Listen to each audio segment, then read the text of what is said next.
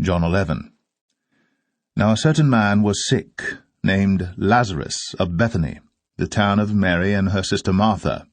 It was that Mary which anointed the Lord with ointment, and wiped his feet with her hair, whose brother Lazarus was sick. Therefore his sisters sent unto him, saying, Lord, behold, he whom thou lovest is sick.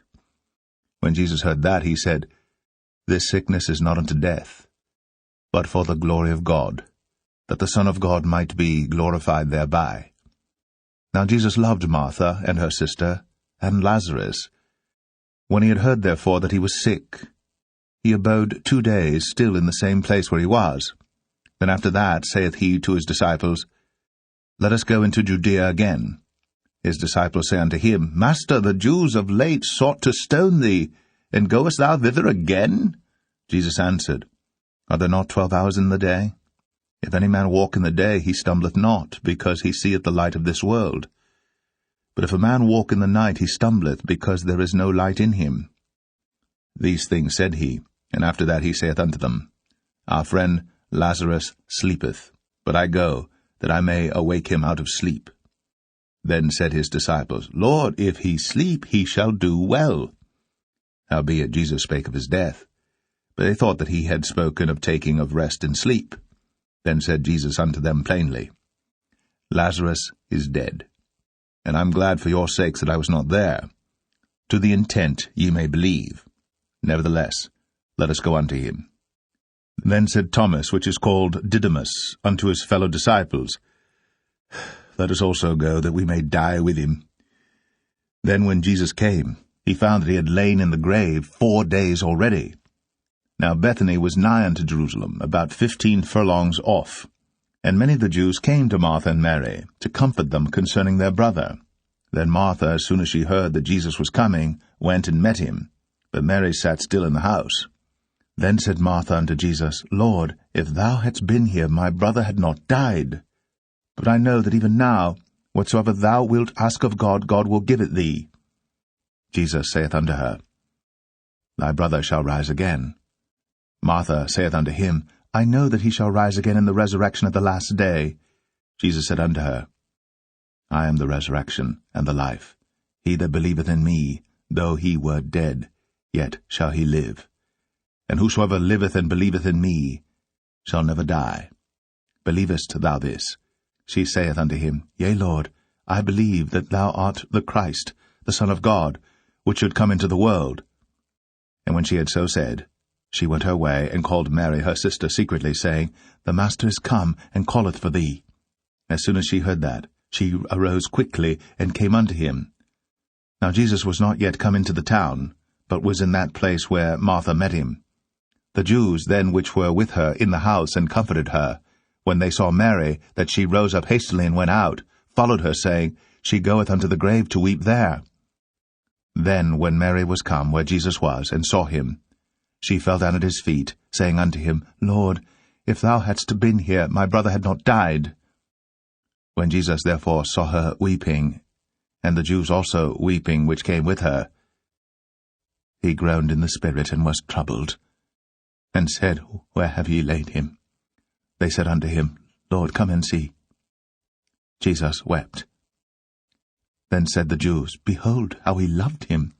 And some of them said, Could not this man which opened the eyes of the blind have caused that even this man should not have died? Jesus therefore again groaning in himself cometh to the grave. It was a cave, and a stone lay upon it. Jesus said, Take ye away the stone. Martha, the sister of him that was dead, saith unto him, Lord, by this time he stinketh, for he hath been dead 4 days. Jesus saith unto her, Said I not unto thee that, if thou wouldst believe, thou shouldst see the glory of God? Then they took away the stone from the place where the dead was laid. And Jesus lifted up his eyes and said, Father, I thank thee that thou hast heard me. And I knew that thou hearest me always. But because of the people which stand by, I said it, that they may believe that thou hast sent me. And when he thus had spoken, he cried with a loud voice, Lazarus, come forth!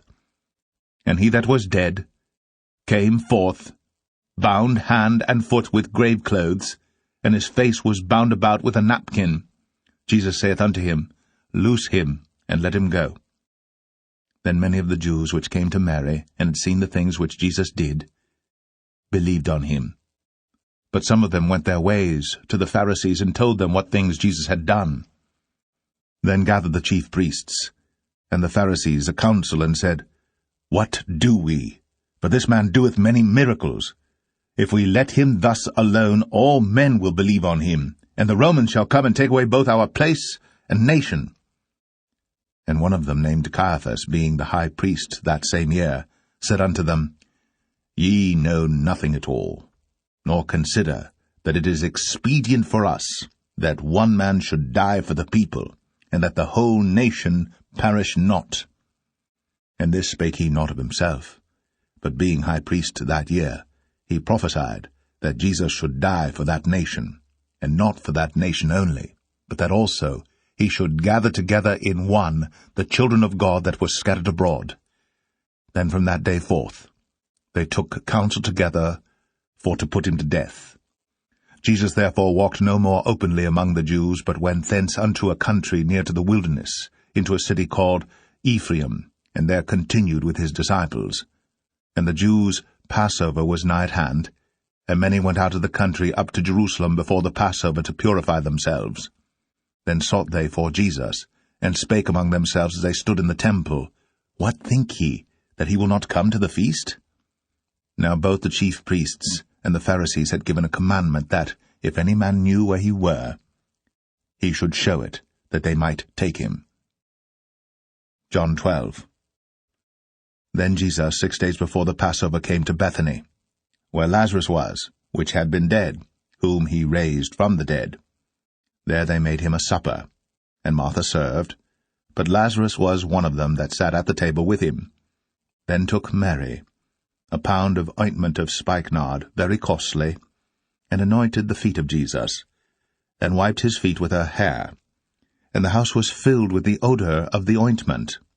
Then saith one of his disciples, Judas Iscariot, Simon's son, which should betray him, Why was not this ointment sold for 300 pence, and given to the poor?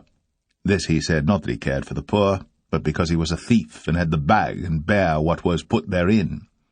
Then said Jesus, Let her alone. Against the day of my burying hath she kept this. For the poor always ye have with you, but me ye have not always. Much people of the Jews therefore knew that he was there. And they came not for Jesus' sake only, but that they might see Lazarus also, whom he had raised from the dead. But the chief priests consulted that they might put Lazarus also to death, because that by reason of him many of the Jews went away, and believed on Jesus. On the next day much people that were come to the feast, when they heard that Jesus was coming to Jerusalem, took branches of palm trees, and went forth to meet him, and cried, Hosanna! Blessed is the King of Israel that cometh in the name of the Lord. And Jesus, when he had found a young ass, sat thereon, as it is written, Fear not, daughter of Zion, behold, thy King cometh, sitting on an ass's colt. These things understood not his disciples at the first. But when Jesus was glorified, then remembered they that these things were written of him, and that they had done these things unto him.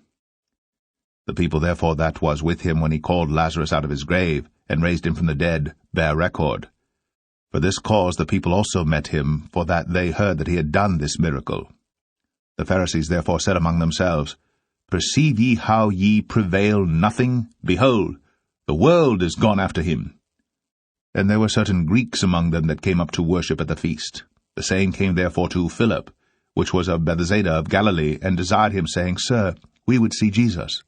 Philip cometh and telleth Andrew, and again Andrew and Philip tell Jesus. And Jesus answered them, saying, The hour is come, that the Son of Man should be glorified.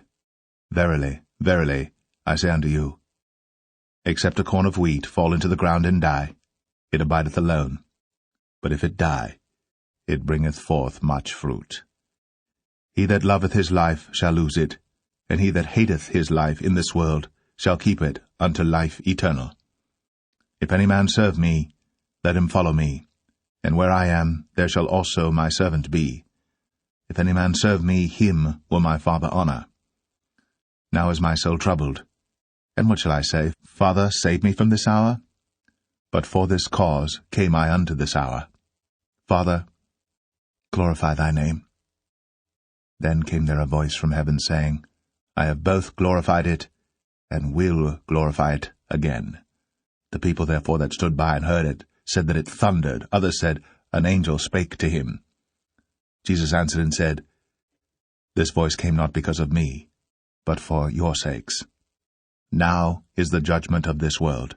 Now shall the prince of this world be cast out. And I, if I be lifted up from the earth, will draw all men unto me. This he said, signifying what death he should die. The people answered him, We have heard out of the law that Christ abideth for ever. And how sayest thou, The Son of Man must be lifted up? Who is this Son of Man?